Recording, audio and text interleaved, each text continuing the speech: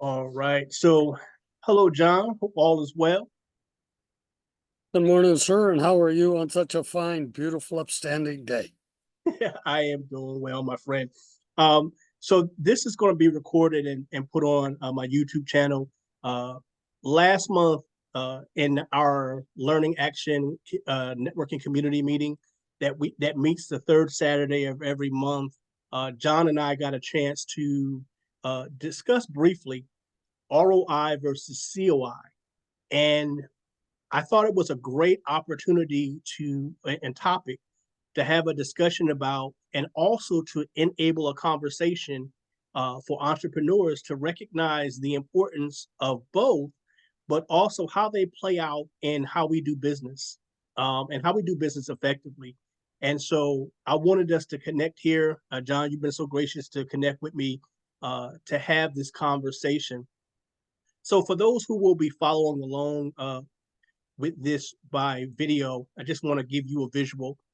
Today's conversation is ROI, return on investment, versus COI, cost of inaction. And I'm Dr. Robert L. Wilson Jr. I'll be facilitating this, but I wanted to first give John an opportunity to introduce himself, tell you a little bit about him, but also his business and the work that he does. So, John, if you can tell folks who you are and kind of your background, that'd be helpful. Hi, I'm John A. Allen Small Coaching, Business Coaching.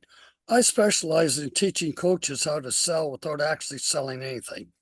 I do this by teaching them how to ask better questions so they get better answers. And by asking better questions, when you get to the prospect's real problem, that's when they'll do business for you. You know, the prospect has to realize it is the real problem. They have to accept it, and they also have to want to do something about it. If they're not willing to do anything about it, you can talk till the cows come home and it's not going to matter. Now, the other thing that happens with a lot of people, especially entrepreneurs and business people, we hear one thing that we can help somebody with. Man, we jump on that with both feet. We're off and running, and we're giving them all our great, grand, and wonderful solutions. That, unfortunately, is where a lot of people end up with at the end of the call of, I'll think about it. Then you're in the chasing game. And we all know that when you chase somebody, they can run a whole lot faster than we can. And now in the days of the good internet, now they just ghost you. And you don't want to be chasing people. Hey, you want to deal with people that want to work with you and that you want to work with, not having to chase people all over creation. So, today, with Robert's help here, I'd like to talk about COI, cost of inaction, versus your ROI. They're two very, very important things in business. Robert, back to you. Thanks, John. Appreciate it. And for those who may not know who I am, my name is Dr. Robert L. Wilson Jr. I have businesses, Robert Wilson Consulting, Wilson Global Outreach Solutions, and Global Solutions Education and Training Academy. And so the information for both John and I will be in the description of the video. So if you want to reach out to either one of us, definitely feel free to do that. Also, we have a learning action. I have a learning action community networking meeting that meets the third Saturday of every month at 11 a.m. Eastern time. It's a 90-minute meeting from 11 a.m. to 12:30 p.m. Eastern Standard Time, the third Saturday of each month. All right, John. So we'll get into this conversation that will hopefully help people to recognize the importance of COI just as much as ROI.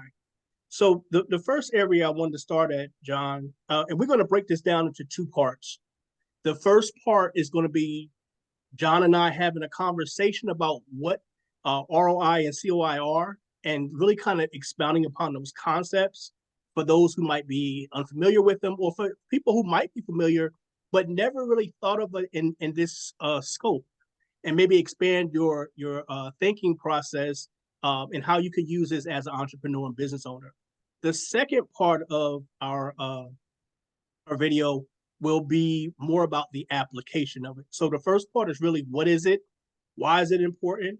And then we're going to also add in, for those who may not be familiar with my channel, personal, professional leadership and organizational development, how we can use this information in those areas. So, John, I want to pass this back to you. First, if you'll talk about ROI, what is it and why is it important for entrepreneurs? And then we can kind of shift into the COI. Be happy to answer that for you, Robert. Just for your audience, so they know, when you see me holding my ear here, I had a cold and I've lost my hearing. So I got it holding on to my hearing aid, and that's what's allowing me to hear. Now, coming back to the ROI, your return on investment. We all know as business people, you have to have a return on your investment. That's why you're in business. You're there to make money. You're not there to be a nice guy or a nice gal and friends with everybody. You're there to make money. So your return on your investment, when you're investing not only in yourself, but in your business, you're investing in your family, you're investing in your future, you name it. You need a return on that investment. And if it's not a positive one, we all know what happens there. When you start going in the hole, you're not going to be doing it long. It's because you're soon going to be broke. You know, even nonprofits have to make money or they're not in business. So the whole concept of your ROI is make sure that you're making money. That's why you're in business, is to make money, to make a difference. A lot of people say, one of the things I hear people say all the time is, gee, well, I don't know if I want to charge my friends or not because, they're friends and I want to be able to help them. I had this challenge explained to me many years ago by Larry Thompson, who was then vice president of Herbalife. And a lady had asked him that same question. Well, she didn't want to charge her friends. The way that Larry answered it was like this. If you had a dress shop downtown and your best friend came in to buy a dress from you, would you tell her, sorry, Mary, you and I are best friends. I can't sell it to you. You have to go down the street to deal with my competition. Do you really think you'd do that? Or do you think you'd sell Mary the dress? You'd sell Mary the dress, right? This demonstrates, in one way, an ROI. Just because you're friends with people doesn't mean that they can't invest in you. You're in business the same as some of them are. They're in business to make a profit. They're not in business to give everything away. They're not in business to, I guess, say, hey, here you go. It's free. Be my guest. You're in business because you're there. You want to make a difference in your life and in people's lives. That's the whole reason we're there. Does that answer your question, Robert? Yeah, great job of that. What I'll do is I'm gonna hold on to, we talk about COI, and then I'll combine them both and we can both talk about the importance of bringing that into both personal development, professional development, leadership development, and organizational development. So in terms of COI, what is that and why is that important to entrepreneurs? COI is your cost of inaction. That's basically what it is. For example, everybody virtually knows what they have to do. Now, whether they do it or not, that's a different deal. Confucius said, to know and not to do anything is the same as not to know. The other part is the difference between what you need to do and the actions you take, what you know and the actions you take. That's the gap that we all have to overcome. So many of us, and I've been guilty of it, and I'd be willing to bet everybody on this call has been guilty of it. We all know what we need to do. Do we actually do it? No. That's where your cost of inaction comes in. Now, with your cost of inaction, this covers a wide variety of areas. It could be something you need to invest in your business. It may be personal development training. It could be coaching. It could be whatever. What's it going to cost you if you don't invest in it? That's your COI. The other part of the COI is, say you have an investment in your business, it can really help you, but you're sitting there and you don't know whether you really want to do it. Let me ask you this. I'd be willing to bet that you've made some good sized goals for your business and whatever. What's it going to be if you don't make those goals? Not just business wise. What's it going to mean to you personally, to your business, but also your family? Say, for example, you promised the wife and kids that you would take them on this great summer vacation. Now, through your cost of inaction, you don't have the money. How do you think the wife and kids are going to feel when you go back to them and say, hey, dear, hey, kids, remember that good vacation I promised you? Sorry, we can't take it. Dad didn't do a very good job in business. We don't have the money. Now, everybody's going to be disappointed, right? The other part you need to think about is, what are your wife and kids? What are they really going to think about you? Especially if you keep saying this over and over and over again. Do you think next time you come to them and say, hey guys, Dad's got this really big goal, or I got this really big goal, we're going to have it made? What do you think their answer in their mind's going to be? Yeah, right. Here's another story. They may verbalize it. Gee, Dad, or gee, ma'am, or gee, so and so. That's a great idea. But they're going to lose confidence in you. That is a cost of inaction. Another cost of inaction is for people that, they got accounts receivable. They don't bother going after those people for the money they owe. Look at it this way. There's always a sale made whenever something's sold. Either your prospect buys your product and becomes a great customer, or you buy it for your prospect and you finance them. Which do you prefer?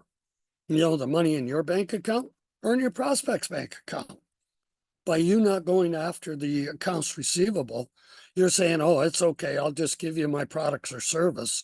You can use them for free. I don't mind. I don't know about you, Robert, but I don't know too many businesses that could afford to keep that one up for too long. Right. And as you're saying that, John, a couple of things come to mind. When we talk about how do we use this information on ROI versus COI in our development, and I like how you just kind of gave us a good example of, although this is a person in business, how it's affecting them personally, right? So really, how we develop our skills, also our knowledge base on how we run our businesses, or I like how you talked about the cost of inaction.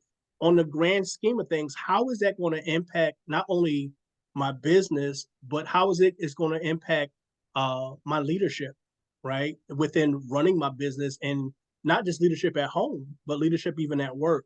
And then how does that affect my organization? The bottom line. So how do we, as entrepreneurs, take the information that you just shared in terms of COI and ROI and apply that? But before you answer that, John, I think this is probably a great segue to finish up part one, and then we'll start off with part two, answering that question. How do we apply this great information that John just shared with everybody? So as we kind of wrap up part one, I want to thank you all for joining us for this portion. Like and subscribe to the channel, and we'll be back shortly with part two. And how do we apply the information in terms of ROI, return on investment, and COI, cost of inaction, when it comes to personal, professional leadership and organizational development?